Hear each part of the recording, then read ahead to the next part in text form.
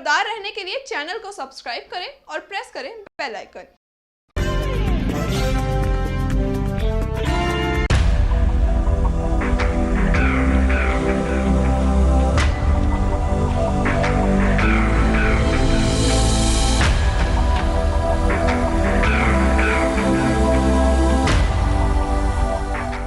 पूरे देश में कोरोना वायरस के चलते 21 दिनों का लॉकडाउन है। देश में करोड़ों लोग पिछले 7 दिनों से अपने घरों में कैद हैं। लेकिन इस लॉकडाउन के बीच देश के कई हिस्सों से ऐसी तस्वीरें सामने आ रही हैं जो कोरोना वायरस से इस जंग को और ज्यादा मुश्किल बना रही हैं। कहीं राशन की दुकानों पर लंबी कतारें हैं तो कहीं मस्जिदों में जमात के कार्यक्रम हो रहे हैं जिसमें हजारों लोगों की भीड़ जुट रही है। आज हम आपको देश के अलग अलग हिस्सों की कुछ ऐसी तस्वीरें दिखाएंगे जहां लोग सरकार के नियमों की धज्जियां उड़ा रहे हैं और लॉकडाउन का मजाक उड़ा रहे हैं।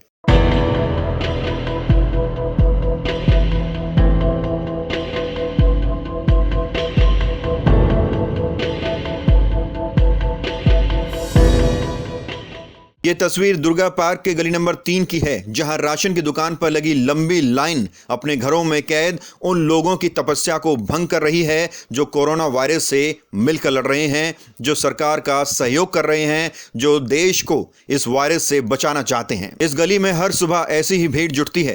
हैरानी की बात यह है कि इस भीड़ को मैनेज करने के लिए कोई अधिकारी या पुलिसकर्मी यहां नहीं पहुंचता। इस लाइन की वजह यह है कि राशन देने वाला शख्स सुबह 9:30 बजे आता है, लेकिन लाइन सुबह 7 बजे से ही लगनी शुरू हो जाती है। राशन वितरण करने वाले व्यक्ति को कुछ ऐसा तरीका अपनाना चाहिए जिससे भीड़ भी ना लगे और राशन भी लोगों के घरों तक पहुंच जाए। ये बात तो समझ में आती है कि सरकार की तरफ से गरीबों में राशन का वितरण इसलिए किया जा रहा है ताकि कोई भूखा ना रहे, लेकिन आज के दौर में व्यवस्था बनाए रखना भी हमारी जिम्मेदारी है। सरकार चीख चीख कर कह रही है कि कोरोना वायरस से निपटने के लिए सोशल डिस्टेंसिंग बेहद जरूरी है, लेकिन कुछ लोग इसे मजाक में ले रहे हैं तो कुछ लोग इसे समझ नहीं रहे।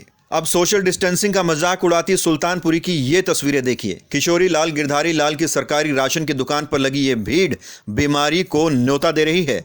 यहां भी सोशल डिस्टेंसिंग का नामो निशान नहीं है। तस्वीरों में नियमों को ताक पर रखती भीड़ तो नजर आ रही है, लेकिन इसे मैनेज करने के लिए ना तो कोई डीसीडी का अधिकारी है, ना पुलिसकर्मी और ना ही दुकान का कोई अधिकारी। यहां भी हर रोज ऐसे ही हालात होते हैं।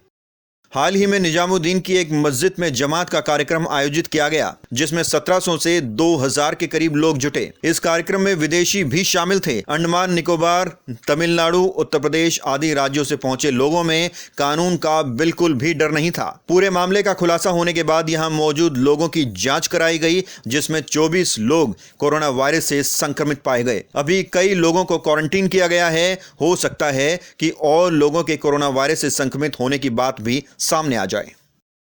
कुछ इसी तरह प्रवासियों ने आनंद विहार बस अड्डे पर इकट्ठा होकर भीड़ की एक नई मिसाल दी।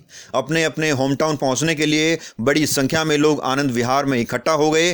पुलिस की सख्ताई के बावजूद भी हजारों लोगों की भीड़ बस अड्डे पर इकट्ठी हो गई। प्रशासन हरकत में आया और जगह को तुरंत खाली करा लिया गया। इस बात में कोई दोहराए नहीं है कि लॉकडाउन के बीच लोगों को कई परेशानियों से गुजरना पड़ रहा है जिसके चलते लोग घरों से बाहर निकलने पर मजबूर हैं। लेकिन लोगों को यह भी समझना होगा कि कोरोना वायरस की ये लड़ाई इतनी आसान नहीं है। इस वायरस से हम सबको मिलकर लड़ना होगा। इंडिया टाइम 24 न्यूज के लिए दिल्ली से परवीन की रिपोर्ट। खबरों से खबरदार रहने के लिए चैनल को सब्सक्राइब करें और प्रेस करें बेल आइकन।